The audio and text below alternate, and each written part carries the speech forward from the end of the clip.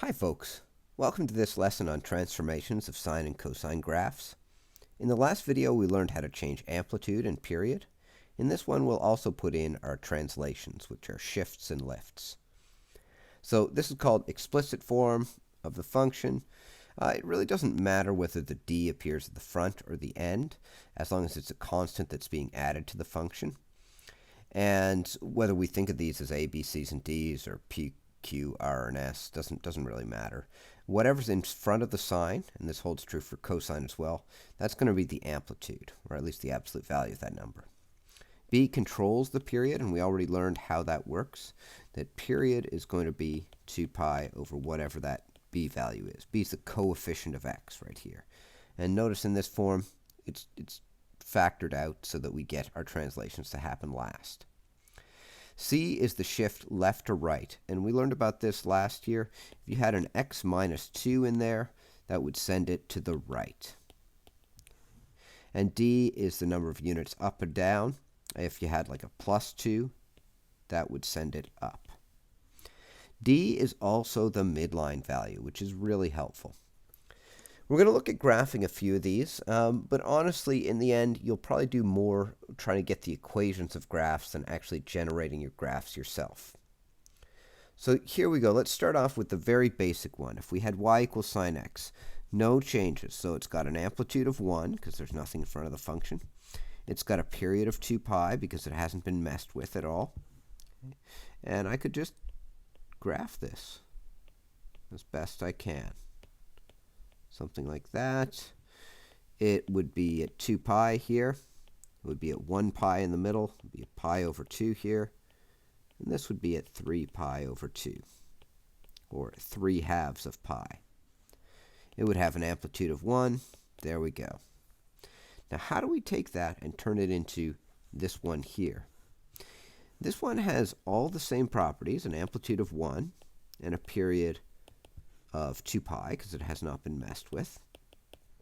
But it's also shifted pi over 2 to the right because of that x minus pi over 2. And it's also shifted up 3. Now, if you were asked to describe these formally, you'd say it's a horizontal shift, pi over 2 units to the right. I'm just writing some quick stuff to help myself out. Here's what I would do. I would draw the midline first. So the midline is right at 3. And this thing has been moved pi over 2 to the right. So instead of starting at the origin, and I'm just going to draw one cycle of it. Of course, it goes on forever. It starts at pi over 2. Okay? And it starts on the midline because it's a sine graph. Pi over 2 later, which would be, I'm just going to call these 1 pi over 2, 2 pi over 2, 3 pi over 2, 4 pi over 2, and 5 pi over 2. Yes, some of them reduce. No, I don't care. At the end of a cycle, at 5 pi over 2, it's going to be in the same place. Okay? Now you might be saying, hold on, that means the period is 5 pi over 2 now instead of 2 pi.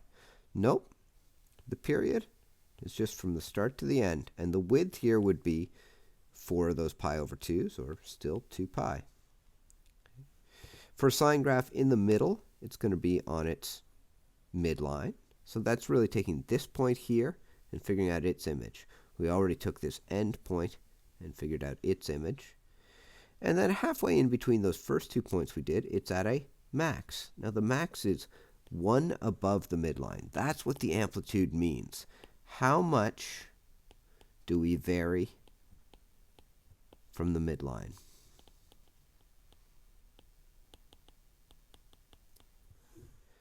So it's going to go 1 above, and then at halfway between its other two sort of midline intercepts, it's going to be 1 below.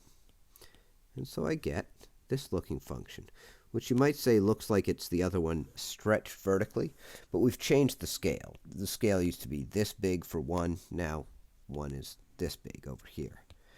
When we do all this stuff, what we really want to accomplish is just to take this first function and shift it pi over 2 to the right and up 3. Unfortunately, our pencil doesn't let us do that, so we have to remake the graph. And of course this graph keeps on doing its thing again and again. So even though this is sort of the ending point of one cycle, it's just going to do it again and again forever. It'll also do it in the backwards direction. But this cycle here is what I care most about. So if I had to do it starting from B, I would probably go ahead and do my descriptions, and I draw my midline first. Then I draw the start and end of a cycle, and I would put in the middle, and then figure out some points around there. Let's do another one with cosine. Okay, so even if this is not feeling perfectly comfortable at this point, we'll just hammer through a couple of these, and maybe it'll start to get a little bit simpler as we go through it.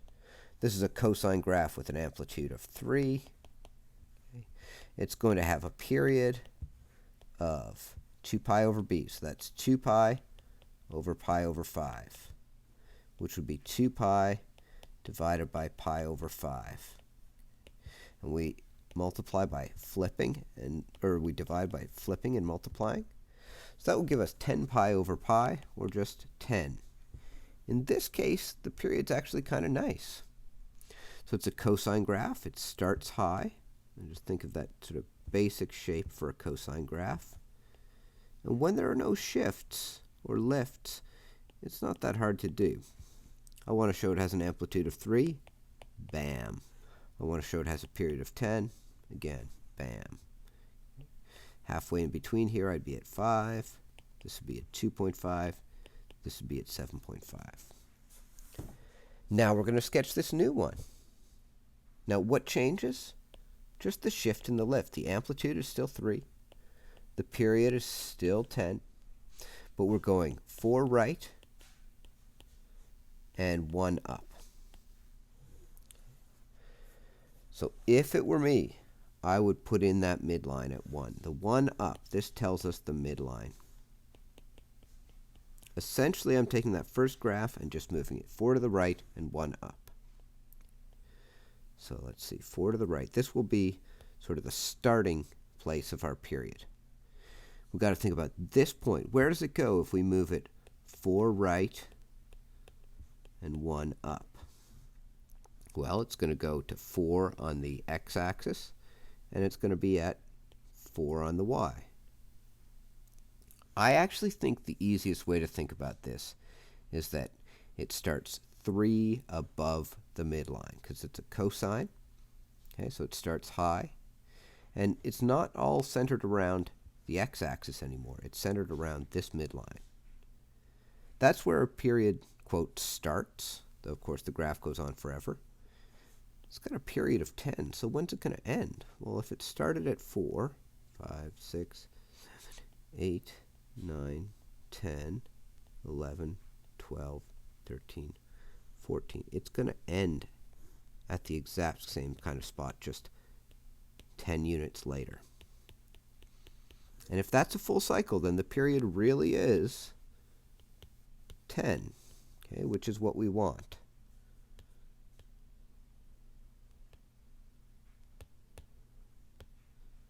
Let's get rid of that, and we'll start drawing the rest of it. Let's think about this cosine graph. It's got an amplitude of 3, so it varies 3 from the midline. That means it goes up to a max of 4 and down 3 below the midline, which would be negative 2.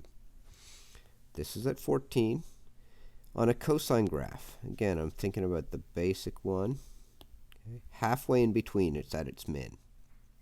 Now, you could think about taking this point over here and moving it 4 right and 1 up, and that might help. You'd be at 9, negative 2. You can also reason out that it's going to be at a y value of negative 2 because it varies 3 from the midline.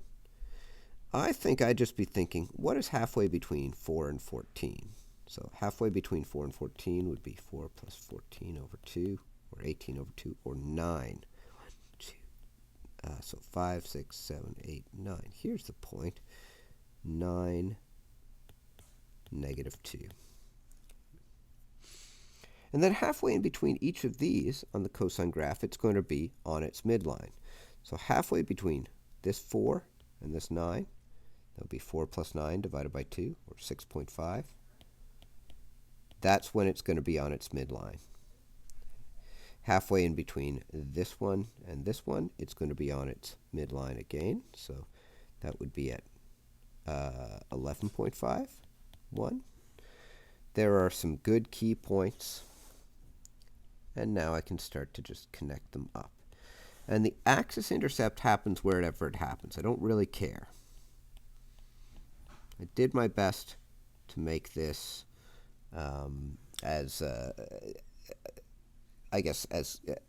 to scale as possible.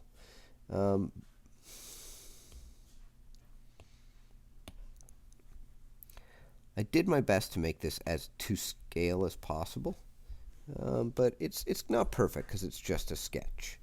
You can check with your GDC, it'll look something like this, and of course it keeps going forever and ever. So there's one cycle of it, but it goes on and on and on. It was just taking all these key points and moving them 4 right and 1 up. So common approaches to graphing these sinusoids. These are a couple of ways you can do it. You can either sketch with just the stretches, then make a second graph to deal with translations. That's what we did here. Or you can just draw your midline and use the period and amplitude, or you could use mapping notation. I like this. I like to draw my midline and then use period and amplitude. And here's my process. I would, number 1, draw midline. Number 2, mark the start, sorry, not that, the start and end of a cycle.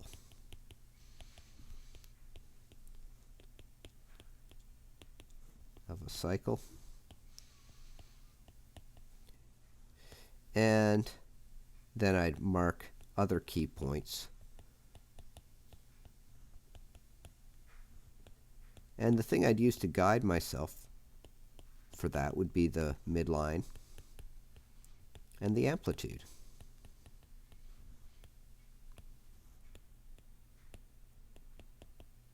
Amplitude as a guide.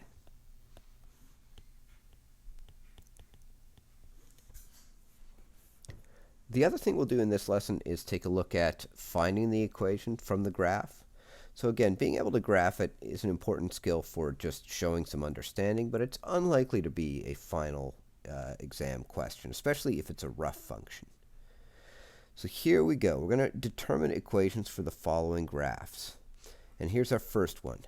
So what I want to do is I want to find the midline first. If I drew the midline in this, the midline is just 0. Okay, and if I think of it as, I think I'm going to do this as a cosine graph, but you could do it either way. A cos b x minus c plus d. This would be our d value. The next thing I would determine would be the amplitude. So the amplitude here, I can see that to 1. So amp equals 1. The next thing I would look for is the period. And I know I'm going to have to find the b value by saying b is 2 pi over period. Maybe I'll use a different color here since I'm going for something different.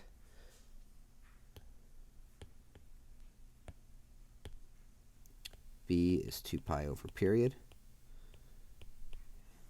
Now, they've only given me 2 points here. These 2 points. And they have a width of 6. The question is that a full cycle? No, there's still more to happen to that graph. That's just from bottom to top. But for the cycle to be complete, it would have to go all, oh no, I don't even see where it ends. Now the question is, can we reason out where it ends? I think we can, because we could say this 6 width here is half a cycle, half a period, or half a cycle. So a full period is going to be 12. Now, how's another way you could figure out the full period's 12? Well, I mean, you could just trace the graph from any point up until its completion. So if I went from here, that would be a full cycle. And it would be from -4 to 8. So it would be 12 wide. Or if you prefer, you could graph it from back here. Okay, there's a full cycle right there in green. It would go from -7 all the way up to 5. Again, that's 12 in width. So the period's 12. Okay. B is going to be 2 pi over 12, and this will be a common value that we see, or pi over 6.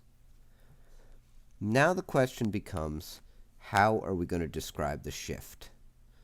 So in my mind, I'm thinking about sine graph looks like this, y equals sine x, and cosine graph looks like this. If you see it as a sine graph, then this is kind of the starting point of the cycle. It's right on the midline, and it's rising. So as a sine, we could say that it's moved right too. And so its equation would be that amplitude's 1. I don't really need to show the 1. The b value is pi over 6. It would be x minus 2 plus 0. Okay, let's think about what's unnecessary there. You don't need the 1 and you don't need the plus 0. That would be an equation for it, but not the only equation. If you saw it instead as a cosine, well then this is kind of the key point. Where do you see one of those maxes? As a cosine, it's shifted right 5 from where it usually starts. Usually has its maximum right at x equals 0. This has a max at x equals 5. So we could write it like this. Not x minus 2, x minus 5. I guarantee you, if you graph both of those, it's going to give you the exact same looking graph. Now, you could also do it other ways. If you wanted to, you could think of it as a negative cosine graph. And negative cosine graphs, or flipped cosine graphs, start low. So in that case, it would be a cosine graph that's moved 1 to the right with an x-axis reflection. So negative cos pi over 6 x plus 1. And there are a whole bunch of different ways that we can show this. So I'm going to write a few other ones here. But all you need is one acceptable one. So here we have 4 more possibilities. There are infinitely many correct answers to this. But as long as you come up with one, then that's fine. I think the easiest thing to do is a regular cosine graph, what's in green. And I'll walk you through a process for that after we've done one or more of these kind of through intuition. So here comes another one. They don't tell us much here, so let's see if we can put in some info. I would draw the midline. And so at the bottom it's at 0, at the top it's at 4. The midline must be 2. We got to figure out the amplitude. The amplitude's the distance, vertical distance from the midline to a max. So the amp is also 2. Now things get a little dicier. If I trace through this graph, that's not a full cycle. That's half a cycle gets us to pi over 3. I wonder where we would be if we completed a cycle. Well, if halfway through is pi over 3, a full way through is going to be 2 pi over 3. So period is going to be 2 pi over 3. Okay, so that takes a little bit of inferring, but not too bad. B is going to be 2 pi over period, or 2 pi over 2 pi over 3, okay, which would mean 2 pi times 3 over 2 pi, because we flip and multiply when we divide fractions. B is 3. Again, there are a lot of ways to think of this graph. So if you think of it as a negative cosine graph, which I think might be the slickest thing here, if it's a flipped cosine, remember, cosine starts, I'm thinking in my mind palace, y equals cos x starts like this up top. Okay. If you flip it over, then it'll start on the bottom. And that's what's happening here. It starts at its lowest point. If that's the case, then there is no shift. You get to just go y equals amplitude's 2, make it negative for that flip. Cos of 3, I could go x minus 0, but that seems ridiculous. Let's just call it 3x.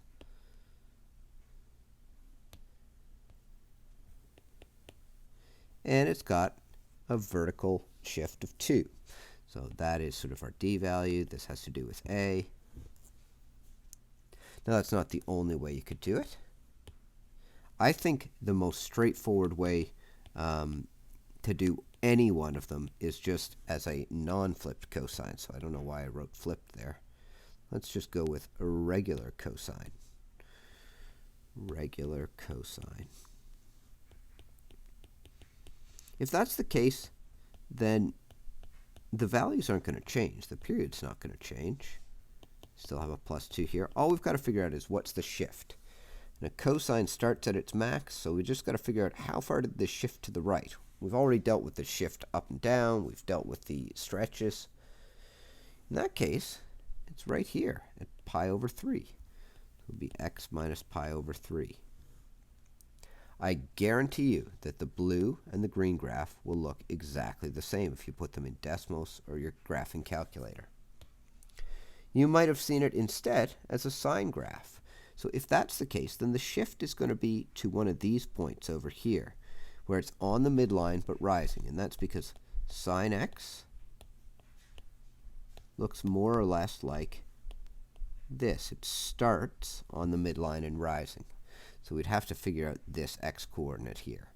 And it's not that hard. Halfway between 0 and a third of pi would be a sixth of pi, or pi over 6. So let's check that out. If we went regular sine, most of the parameters stay the same because the amplitude and period do not change, nor does the midline. But we'll have x minus pi over 6 in this case. I'll put on a couple of other possibilities. Here we have a couple of other options. I think it's pretty clear here, though, that the most elegant one is the one that does not require a shift. So that's probably the nicest way to do it. Now that we've been through describing these a little bit, there's some practice that you can do on 527. Do number 9 with a GDC. And just to recap, the big ideas that we've dealt with here are, those are the properties. Okay. And some techniques for graphing are to draw the midline, mark the start and end of a cycle, and mark other key points. If at this point you're not feeling very confident with being able to grab the equation, we're going to do a couple more examples. If you do feel okay, then feel free to stop here. All right, so welcome back to the rest of the presentation for what I would call trig modeling hacks. This is determining the equation of a graph. I think you should always do it in this order. You should find D, which is the midline. And how you do that is you take the maximum y value plus the minimum y value and divide by 2. Find A. That'll have something to do with the amplitude. You may choose to make it negative later. So amplitude is just going to be the max minus the D value you just found. The next thing I do is find B, which is 2 pi over period. So you have to find the period graphically before you find B. And C. So it's the x-coordinate of the image of the y-intercept from the basic curve. That sounds like not that helpful. So let's draw that out. On y equals sine x, if you do a basic sine curve, we're talking about this kind of point. Okay, so where did that point shift to horizontally? That's a point that's on the midline and rising. If you think about cosine x, then we're talking about this kind of point, where it's right at the top, or a max. And I think that's the best one. If you want to do a negative cosine graph, then you're wondering how far did a min shift over? Okay, so we'd be talking about where did this kind of point go, or a min. And lastly, if you're a masochist and you want to do negative sine x, well then, that's wondering where did this kind of point go, where it's on the midline but falling. Here's what I'm going to say. For a basic, non-flipped cosine, C is the x-coordinate of a max. And this will work every time. This is like a recipe for finding the equation of a function. And I think I like that one because it's the easiest one to describe. I know what a max looks like. It's as high as it goes, and I can find its x-coordinate. So we're going to put that to use here. Write two equations for each of the following. Let's worry about the two equations part later. We have to find the midline. So the max here, I might put in some points. There's a max at 4, 1. There's a min at -2, -5. So number one, I'm going to find D, which is max plus min over 2, just algebraically or arithmetically. Max is 1. We're talking about y values here, plus -5 over 2. So that would be -4 over 2 or -2. Will that really give me the midline? Yeah, that looks like the middle of the graph. Now, lots of people will be able to find that just intuitively and draw the midline at -2, and that's great. If not, though, this technique's always going to work for you. If you draw the midline and it doesn't look like it's in the middle, it's probably not. All right, part 2, we're going to find A, which is just max minus that D that we just found. So that would be max is 1 minus the D value with -2. Gives us 3. Honestly, I think it's easier here just to draw it in. Amplitude means this graphically. So how tall is the distance between a max and the midline? 3. For part 3, we're going to use the period. So I have to figure out how wide a full cycle of the graph is. I've got these two key points here.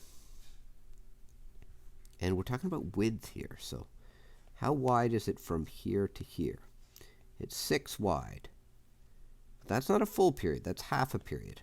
Half a period equals 6.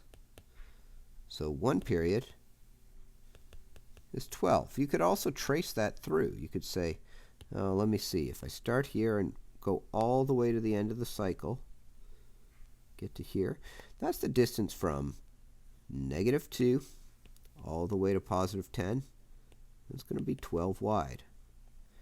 We have to do that graphical work so that then we can find our B value. It's going to be 2 pi over period, which is 2 pi over 12, which is pi over 6. And here comes the part that people often get sort of confused with. They'll say, oh man, now I've got to find that shift. If you do this as a basic cosine graph, then all you're doing is you're looking for the x-coordinate of a max. Hey, here's a max, and its x-coordinate is 4. C is 4. In other words, the equation for the whole function, or one equation for it, would be y equals amplitude is 3, cos of b is pi over 6, x minus 4. There's the shift, and then down 2. Or plus -2.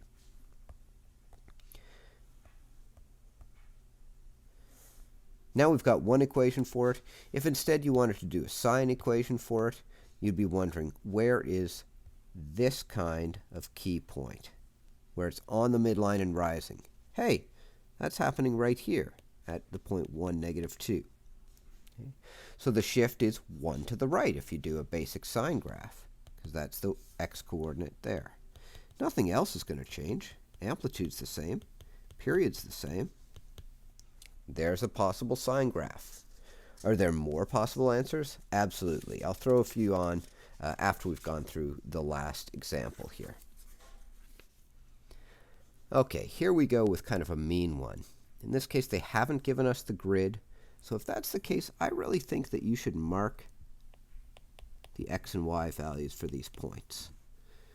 Because people often get confused between x and y values. And you might be saying, well, I wouldn't do that. But it's amazing what will happen when we're under stress. So here we go. We've got 2 points. That's not a full cycle. It's half a cycle in width. Let's just draw on that midline. Okay. And some of you might be able to just eyeball it.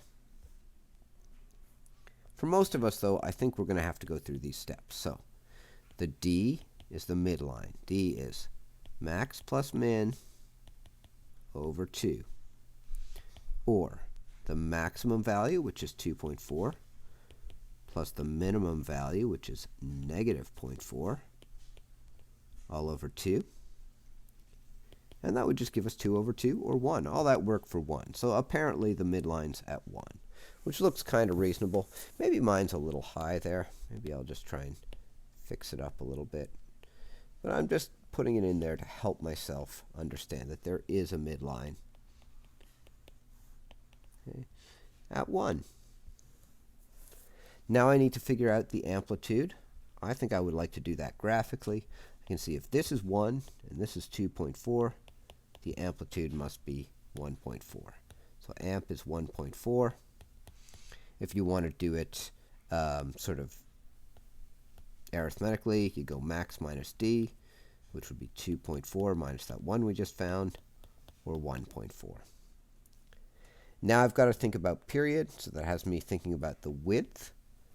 Between these 2 points, there's a width of 8. But that's only half a period. Half a period equals 8. So that means a whole period is going to be 16. And once I have that, I can go, b is 2 pi over period, or 2 pi over 16, or pi over 8. Now let's think about this. If we do a basic cookbook kind of cosine graph, here's a max. Here's the x-coordinate of that max at -2. We've shifted it to the right 2 for basic cosine. Basic cos, right 2. Okay. So some options for our final answer might be y equals, the amplitude was 1.4, cos of b is pi over 8, and shifted right 2 units. So I'll put x plus 2 here, and there's the midline. There's one potential answer. If instead you want to think of like the key point or the shift being this, then we're talking about a negative cosine graph. So that'll be negative 1.4 cos pi over 8 x minus 6 plus 1.